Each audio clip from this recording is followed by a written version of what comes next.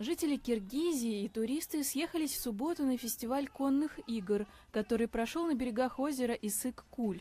Горная долина, расположенная в 250 километрах от Бишкека, наполнилась топотом конских копыт на время, пока наездники и их лошади показывали свои умения. Зрители громко приветствовали любимчиков. Помимо обычных скачек, можно было увидеть народные игры, например, козлодрание, во время которого всадники борются за тушу козла. Фестиваль посвящен 90-летию Исык-Кульского конезавода, говорит одна из его сотрудниц Каймыш Рисалиева.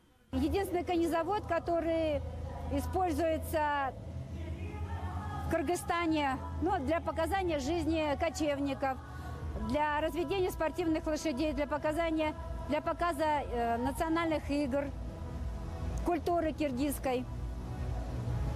Но 90 лет, не такая маленькая дата, уже почти 1 век существует этот конезавод, и народ продолжает развивать свою культуру. Трехдневный фестиваль конных игр проходит в Киргизии каждый год. Этим событием киргизы хотят привлечь в свою страну больше туристов.